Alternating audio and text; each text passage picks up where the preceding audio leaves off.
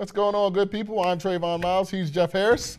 Yeah, and this is the Delmar Sports Insider, Trey, the only show on the shore giving an in-depth analysis to all local sports here on the shore. That's right, and of course we've got a loaded show per the usual. So without further ado, let's get on into it. We had a lot going on. Bennett, just the latest team to feel the wrath of the Kent Island Buccaneers. The Bucs made the trip to Salisbury yesterday, and they cleaned house, and I really mean it. They did. And still to come, field hockey season officially underway as we caught several games within the Bayside earlier this week. And Jeff, can I kick it? Yep. Okay, Mardella Soccer at home hosting Pocomoke this past week. Highlights and much more later on today. Welcome to the show you know and love, people. It's Delmar Sports Insider. We're not going to waste any time. We got to get straight into the action. We got a jam-packed show this afternoon, possibly the game of the year on Thursday in Delaware, the first game of the season in the first state, the 8th annual DFRC Blue Gold Kickoff with Indian River taking on Glasgow. Take it straight into the first quarter. There you see the Indians coming out right there. They were fired up. Second play of the game, sophomore quarterback Jalen Sneed rolling to the right. He's going to find Kevin Custis for a 52-yard bomb. IR takes a 6-0 lead early in this game. Glasgow going to answer, but watch Sneed roll out again. He's going to find a streaking Jacob Anderson this time. That was a nice shot. 55 yards. I thank you. IR leading 13-8 after the first quarter. Glasgow quarterback D1 prospect Reggie Grinnell trying to find some space here. He's going to scramble in for the 9-yard touchdown as his Dragons took a 14-13 lead into the third. This was the quarter to watch. Fast forward to the fourth. 4th and 13, 2 minutes left.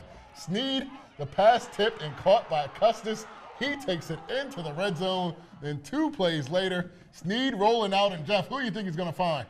Kevin Custis. Who else but Kevin Custis for the touchdown?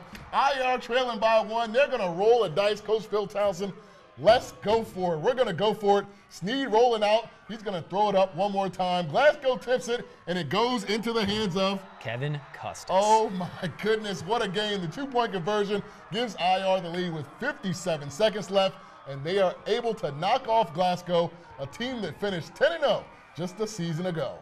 This is a great team. I'm talking great team. For us to come up here, make the travel, and to compete with a team like this, it shows my guys that we can play with anybody. I went for it all. Sometimes you just got to make that decision. If we didn't get it, I'm sure I'd be the bad guy. But in this case, it worked out in the best. I mean, I didn't really think we was going for the win. I was a little shook, but, I mean, my quarterback, he made it happen.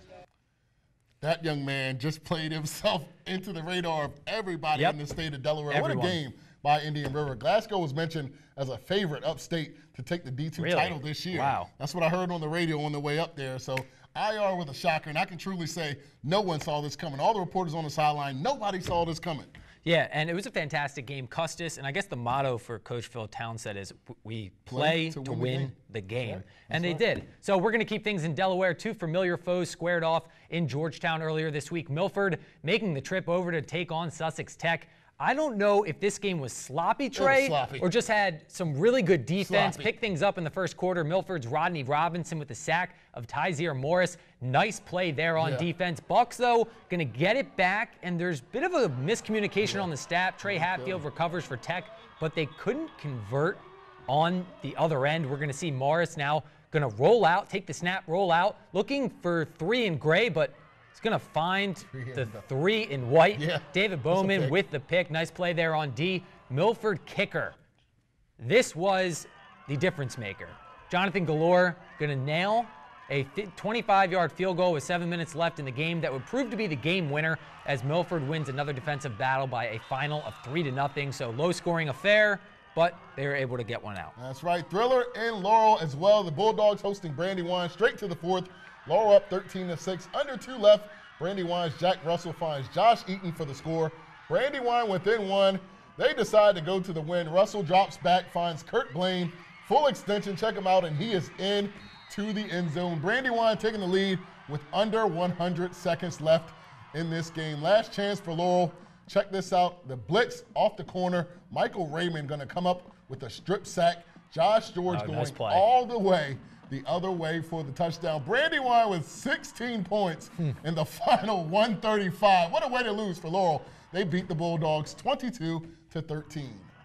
Now on to Delmar with the big crowd making their way to the stadium as the Wildcats opened up their season hosting Smithburg of Washington County, Maryland. As the Wildcats take the field, Delmar wasting no time. First offensive drive, and A.G. Angelo with the option pitch out to Tayshawn Denard. Jr. bounces off a few tackles and goes 15 yards to the end zone for the score. Cats lead it 8-0. Next possession with a short field. Trey Parsons really does make it easy. 3-yard score there. 5 minutes in, and Delmar already leading by 15. Now it was the defense's turn to make some noise. Phil Frazier with the strip.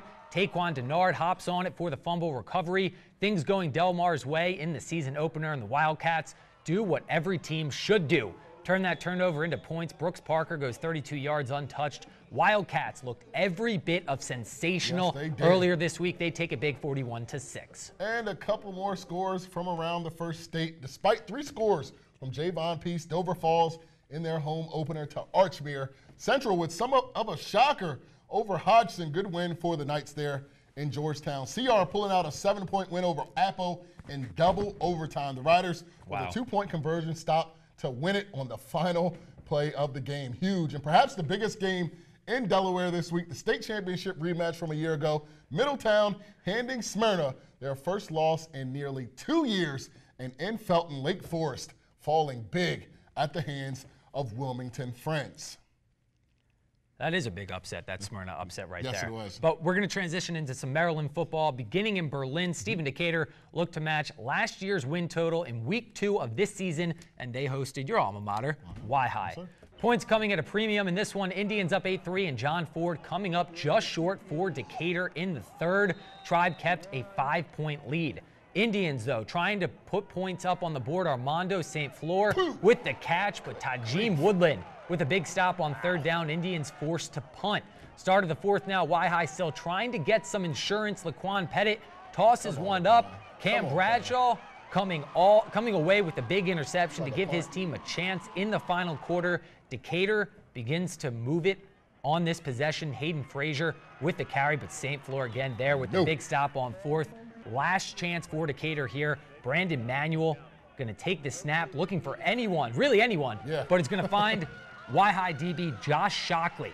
Good road win for Y-High. Trey, I know you have a big smile on your face. They win a defensive battle 8-3. Why would I have a big smile on my face? Colonel taking on Snow Hill in a Bayside north-south tilt. Snow Hill saying, hey, we're going to roll the dice early on, going for it on fourth down in the first quarter. What's the worst that can happen?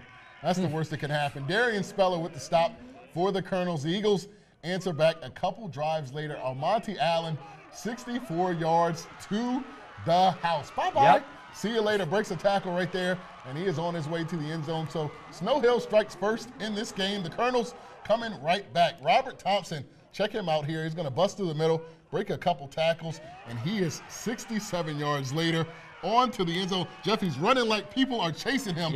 Colonels take the lead in this game, and then from there, their defense would just lock things down. Great gang tackling late by Colonel Richardson. Very impressed by that. They would take this game by a final of 47-14.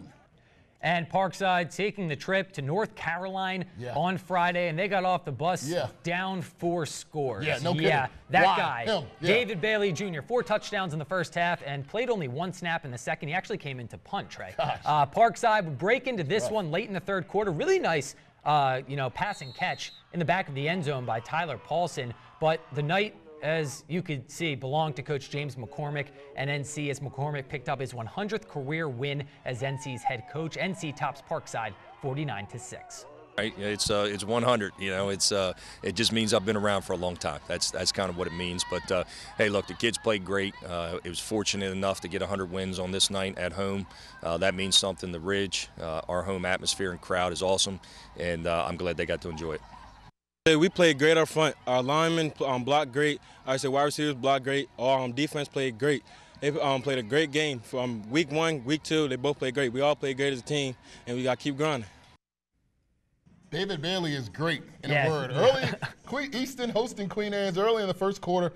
Big blow for the Warriors here. Quarterback Mason Ledford would get sacked, and he would actually be taken out by an ambulance in this one. Left leg injury reports that he's done for the year. But Easton would fight on without their leader. Tyjair Nixon bouncing to the outside. That young man is fast. He's going to get the ball a lot in Easton's offense.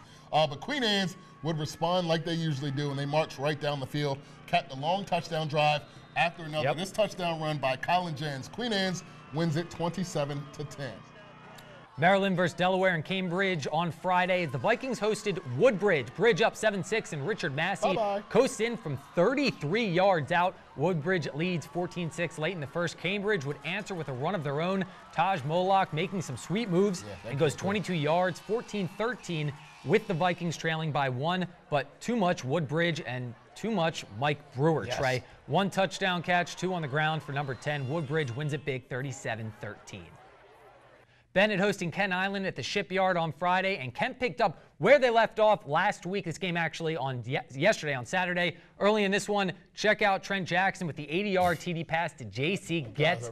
Just the 3rd play from scrimmage. Kent now leading 7-0. Bennett trying to answer and answer quickly. Play action pass, but Trey, guess who's there? J.C. Getz. J.C. Getz, also playing DB for the Bucs. He comes up with a pick to keep Bennett off the board. 2 interceptions now, for that guy. we saw this pairing last week, and we saw it again yesterday. Jackson finds Sean Mooney for the long touchdown pass. Bennett would finally get on the board in this one. We're going to see DeAndre Carter really just run short yardage, Get into 2 yards out. No stopping KI, though, in this one. They win it big, 47-13, Trey. One other score in Maryland to report to you. Washington with a big win at home, knocking off the defending 1A East champs, Kent. The Trojans clearly not the same team they've been over the past couple years. I will say that.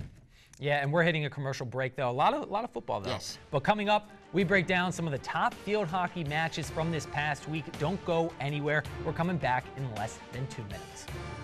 My name is William Knight, Smyrna running back, and you're watching Delmar Sports Insider.